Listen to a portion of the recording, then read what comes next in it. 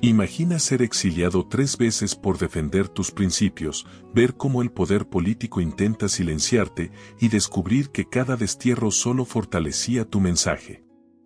Ahora imagina que, desde esa resistencia, te conviertes en el maestro más respetado de Roma y forjas al discípulo que llevará el estoicismo a su máxima expresión. Esta es la extraordinaria historia de Musonio Rufo, un hombre que demostró que la verdadera fuerza no reside en el poder, sino en la coherencia entre nuestras palabras y nuestras acciones. Bienvenidos a Estoica Sabiduría, donde exploramos las vidas y enseñanzas de los grandes maestros del estoicismo. Hoy vamos a descubrir cómo un noble romano se convirtió en el Sócrates romano. El filósofo que enseñó que la filosofía sin práctica es mera palabrería y que la verdadera sabiduría se demuestra viviendo según nuestros principios. Si alguna vez has sentido que tus convicciones te han costado caro, si has pagado un precio por mantenerte fiel a tus valores, esta historia te mostrará que a veces la persecución es la prueba más clara de que estamos en el camino correcto. Los orígenes de un maestro. Gayo Musonio Rufo nació aproximadamente en el año 20 después de Cristo en Volsini, una antigua ciudad etrusca en la región de Etruria. Su familia pertenecía al orden ecuestre, la clase noble romana que había prosperado durante el imperio. Desde joven, Musonio recibió la educación refinada típica de la aristocracia romana, retórica, literatura, historia y filosofía. Pero a diferencia de muchos jóvenes de su clase, que veían la filosofía como un adorno cultural, Musonio la abrazó como una forma de vida. En una época donde la filosofía griega se había convertido en moda intelectual en Roma, él buscaba algo más profundo, una guía práctica para vivir con integridad en un mundo cada vez más corrupto. Roma del siglo I era un imperio en su apogeo, pero también una sociedad en crisis moral. Los emperadores se sucedían con violencia, la corrupción era endémica, y los valores tradicionales romanos se erosionaban bajo el peso del poder absoluto. En este contexto, Musonio encontró en el estoicismo no solo una filosofía, sino una forma de resistencia moral. Alrededor de los 30 años, Musonio ya había establecido su reputación como maestro. Pero su enseñanza tenía una característica única, no se limitaba a las discusiones académicas.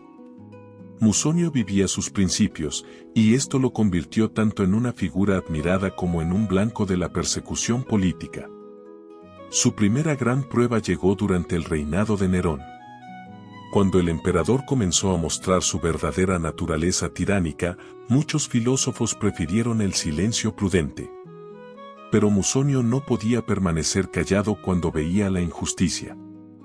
Su postura le costó cara, fue exiliado a la isla de Yaros, una roca árida en el mar Egeo conocida como el lugar de castigo para los enemigos del Estado.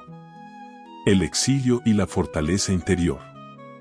El exilio a Yaros era considerado una sentencia de muerte disfrazada.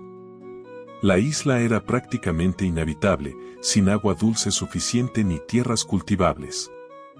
Los romanos la llamaban la isla de las cabras porque solo estos animales podían sobrevivir allí. Pero para Musonio, este castigo se convirtió en una oportunidad de demostrar la verdad de sus enseñanzas. En Yaros, Musonio no se limitó a sobrevivir. Enseñó a sus compañeros de exilio cómo encontrar sentido en el sufrimiento. Organizó trabajos comunales para hacer la vida más llevadera. Cultivó pequeños huertos donde parecía imposible que creciera nada.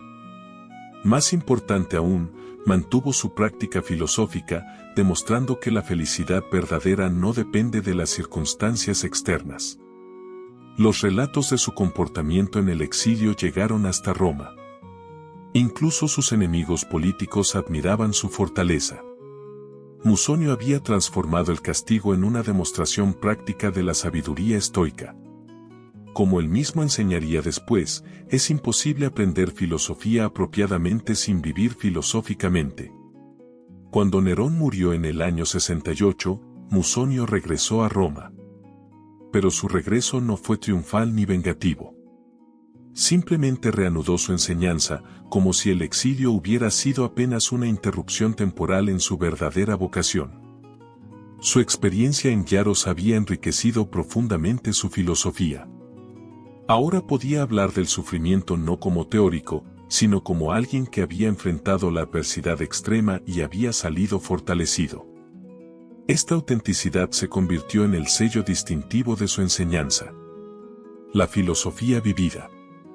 Musonio desarrolló un enfoque único del estoicismo que enfatizaba la práctica sobre la teoría.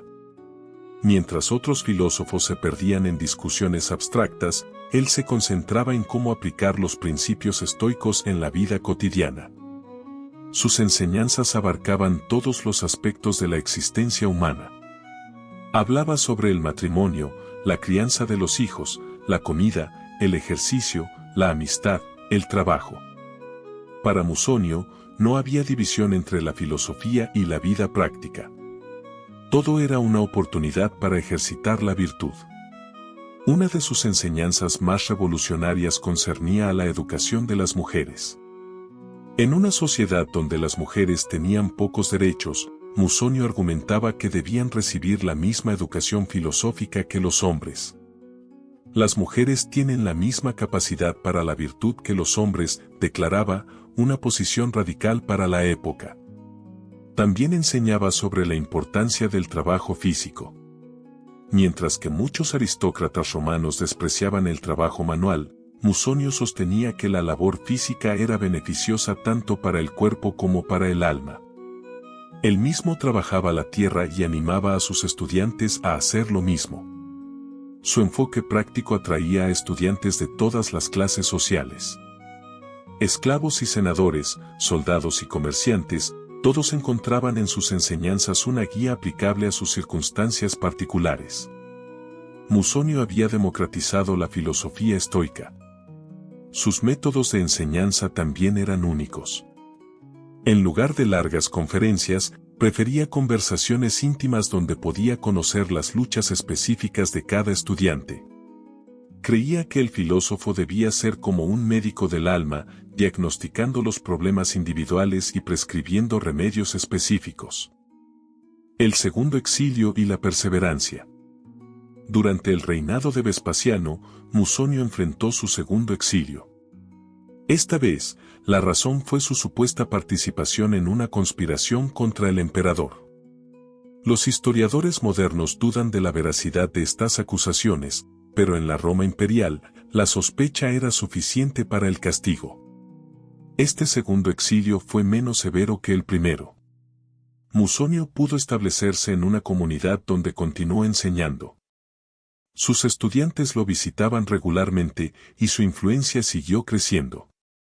Había aprendido que el poder político podía limitar su ubicación, pero no podía tocar su verdadera obra, la formación de almas virtuosas. Durante este periodo, uno de sus estudiantes más prometedores comenzó a destacar, Epicteto, un esclavo frigio que había llegado a Roma en las cadenas de la esclavitud pero que poseía una mente brillante y un corazón noble. Musonio vio en Epicteto algo especial, la capacidad de transformar el sufrimiento en sabiduría. Las lecciones que Musonio dio a Epicteto durante estos años de exilio se convertirían en la base de una de las obras más influyentes del estoicismo. El maestro estaba forjando, sin saberlo, al hombre que llevaría sus enseñanzas a la posteridad. Cuando Musonio fue nuevamente autorizado a regresar a Roma, lo hizo con la misma serenidad que había mostrado en sus partidas. Para él, Roma o el exilio eran simplemente escenarios diferentes para la misma obra, vivir virtuosamente y ayudar a otros a hacer lo mismo. Las enseñanzas fundamentales. La filosofía de Musonio se centraba en principios prácticos que cualquiera podía aplicar. Su mensaje era simple pero profundo: la filosofía debe cambiar cómo vivimos, no solo cómo pensamos.